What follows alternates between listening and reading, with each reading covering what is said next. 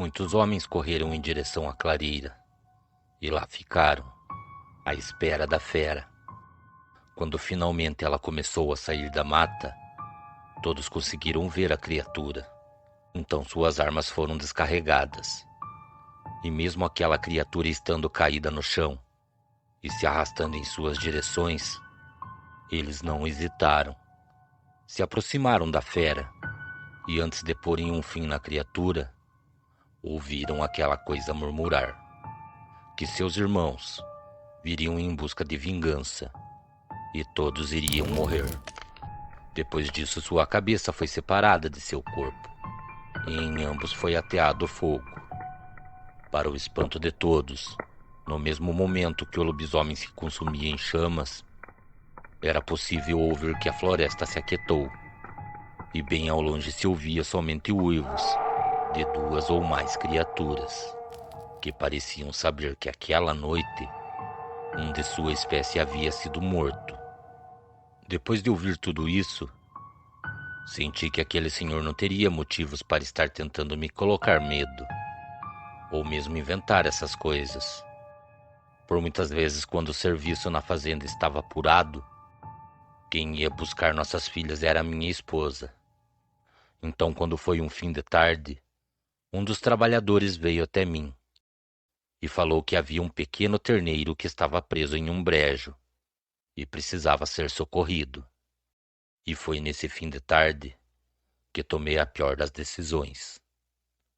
Entreguei a chave do carro para minha esposa e falei para ela ir até a estrada buscar as crianças. E depois disso fui até o local, junto com alguns homens, para tentar salvar o pequeno bezerro.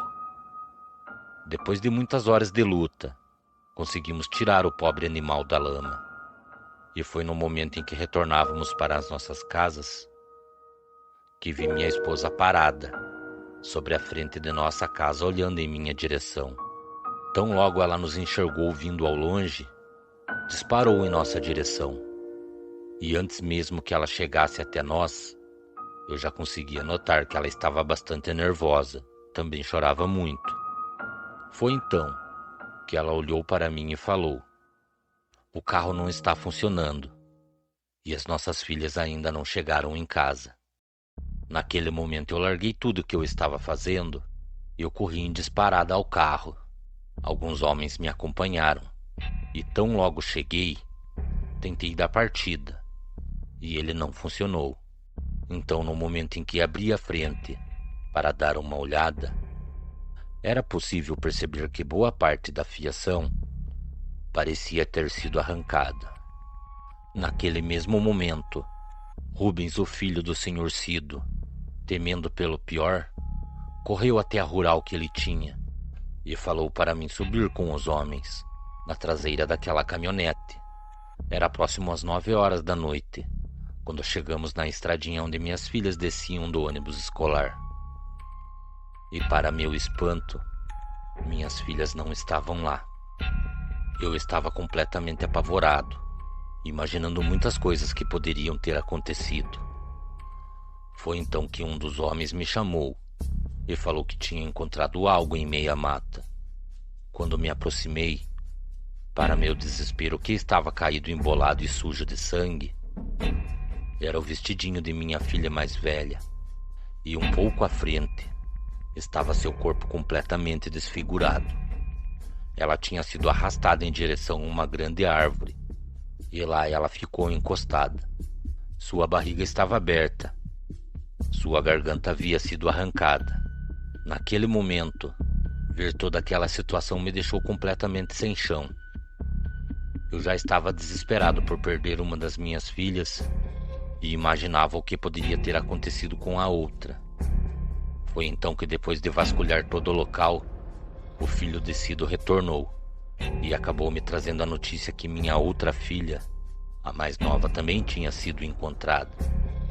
Então pedi para que Cido me levasse até onde ela estava. E tão logo começamos a nos aproximar, eu já podia ver minha filha deitada no chão. Nesse mesmo momento eu corri até ela e a abracei. Ao lado de seu corpo tinha pedaços de fio, que no mesmo momento que eu os vi, Eu sabia que eram do meu carro. Quem matou a minha filha mais nova usou aqueles fios, passou em seu pescoço e a apertou até ela morrer. Depois de todo esse acontecimento em minha vida, minha esposa acabou me deixando e voltou para a casa de sua mãe. Ela, depois de todo esse acontecimento, passou a acreditar que nunca deveríamos ter ido trabalhar naquele lugar e falava que se nossas filhas estavam mortas, a culpa era minha. Minha vida tinha se acabado ali. Eu não tinha para onde ir e continuei naquele lugar. Minha mente já estava entrando em colapso. Por muitas vezes pensei em tirar a minha própria vida. Então, quando foi um dia, Cido, seu filho e alguns amigos vieram até mim. Falaram que eu tinha que reagir de alguma forma a tudo o que aconteceu e vinha acontecendo. Então, depois de escutar calado a todos, o filho de Cido falou que só havia um jeito de acabar com todo aquele sofrimento que eu estava carregando. E foi no momento em que eu olhei que ele falou: vamos fazer como foi feito pelo povo. Vamos atrás da criatura e matá-la. Só assim esse fardo que você carrega em suas costas vai sumir e você terá paz novamente. Então, nesse momento, eu perguntei se eles eram capazes de fazer isso por mim e se eles me acompanhariam nessa caçada. E todos responderam que sim. No mesmo dia, os homens foram até suas casas e retornaram à noite. Cido caminhou até mim e me entregou uma arma muito antiga. Seu cabo era talhado em osso. Aquela arma estava preparada e carregada. Então Cido pediu que eu atirasse somente no momento em que o lobisomem estivesse a uns 15 metros de mim. Bastava apenas um tiro e a criatura iria cair morta. Depois de todos estarmos prontos, já era noite quando montamos os cavalos e começamos a entrar na mata dentro, à procura da criatura que matou as minhas filhas. Passamos por muitas propriedades, cruzamos desfiladeiros. Ao todo, foi 3 dias andando pela mata, à procura daquela maldita fera. Foi então que no final de tarde do 3º dia, chegamos em um local ermo, onde havia uma casa muito velha, poucas árvores e grandes desfiladeiros ao redor. E no mesmo momento resolvimos dar uma olhada no lugar. Tão logo começamos a nos aproximar da casa, já era possível sentir o cheiro de algum animal morto. O cheiro de carniça impregnava tudo que estava ao redor daquela casa. No momento em que abrimos a porta daquela velha casa, era possível ver a bagunça por todos os cantos. Mas o que nos chamou a atenção foi que sobre o chão havia o que parecia ser um terneiro. Seu corpo estava podre, faltava alguns membros e sua cabeça estava separada do corpo.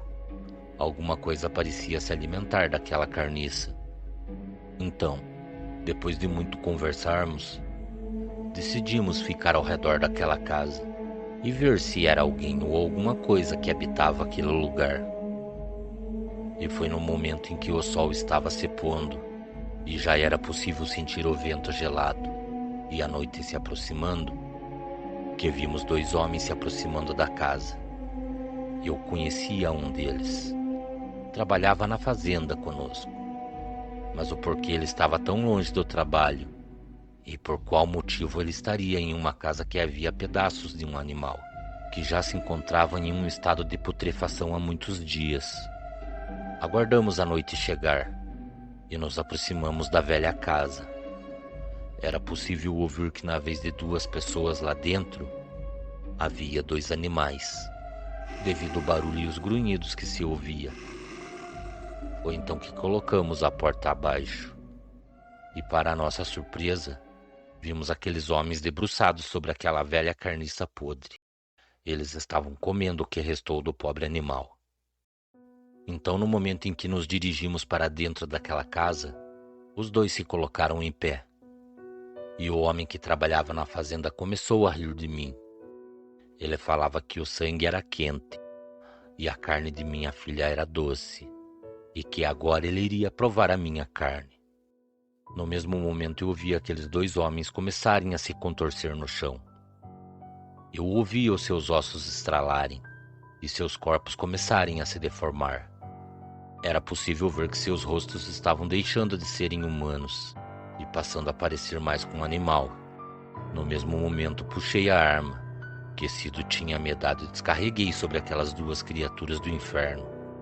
Ali mesmo elas foram mortas. Depois disso, ateamos fogo na casa velha e ficamos observando de longe tudo aquilo virar cinza. Quando foi bem pela manhã, retornamos para a fazenda. Ainda carrego o sorriso de minha filha em meus pensamentos. Eu e minha esposa começamos a conversar novamente e acredito que logo retornaremos ao nosso casamento. E aquelas infames criaturas nunca mais terão chance de atacar mais ninguém. Cordiais uivos a todos. Boa noite.